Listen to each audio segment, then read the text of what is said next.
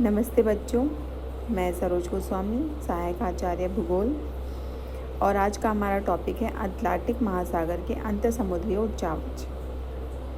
जैसा कि आपको इमेज में दिखाई दे रहा है कि जो अटलांटिक महासागर है वो एस के आकार में फैला हुआ है। इसके पश्चिम में उत्तरी तथा दक्षिणी अमेरिका तथा इसके पूर्व में यूरोप तथा अफ्रीका फैला हुआ है।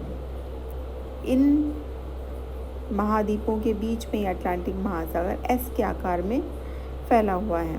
इसकी एस के आकार की रचना में प्लेट विवर्तनिक क्रियाओं का बहुत अधिक योगदान रहा है। अटलांटिक महासागर के नीतल में प्रमुख उच्चावच देखने को मिलते हैं, जिसमें सबसे पहला है महाद्वीपीय मग्न तट। महाद्वीपीय मग्न तट, जिसमें अटलांटिक महासागर में मग्न तट की चौड़ाई 1 किलोमीटर से 80 किलोमीटर तक है। यहाँ कहीं भी तट के पास में पर्वत पाए जाते हैं, वहाँ मग्न तट संकुचित हो जाता है। उदाहरण के लिए बिस्के की खाड़ी और ब्राज़ील का मग्न तट सकरा है, क्योंकि वहाँ पर पर्वत पाए जाते हैं।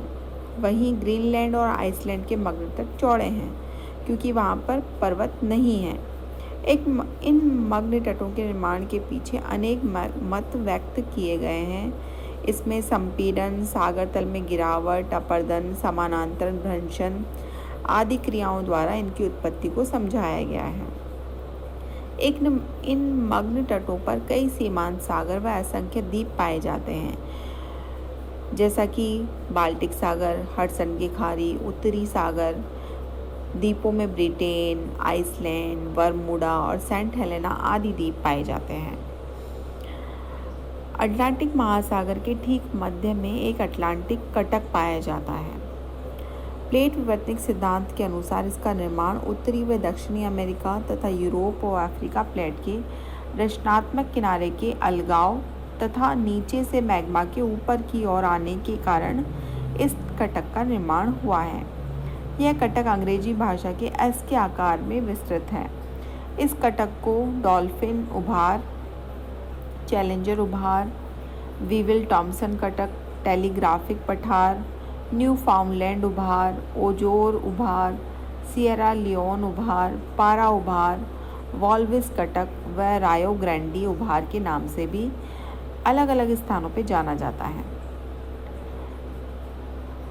अटलांटिक महासागर में जो द्रोणियाँ पाई जाती हैं उसमें प्रमुख है मध्यवर्ती अटलांटिक कटक द्वारा अटलांटिक महासागर 2 विस्तृत द्रोणियों में विभाजित किया जाता है।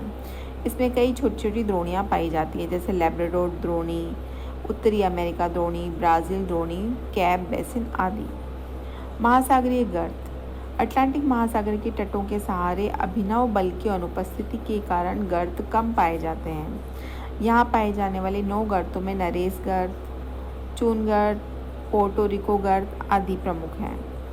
गहरे सागरीय मैदान। अटलांटिक महासागर में 54.9% भाग पर सागरीय मैदान का विस्तार है।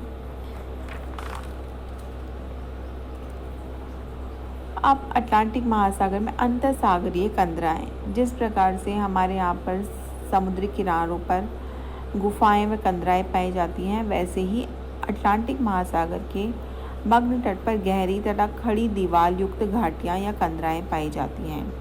इन कंदराओं में हडसन कैनियन, चेसापीक कैनियन, पोसीडी, केप कैनियन, ब्रेटन कैनियन आदि प्रमुख हैं।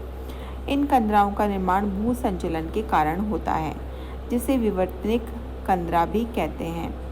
कुछ कंदराओं का निर्माण पंख तरंग सिद्धांत के आधार पर भी हुआ है।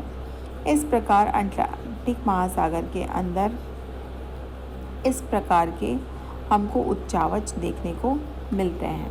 धन्यवाद।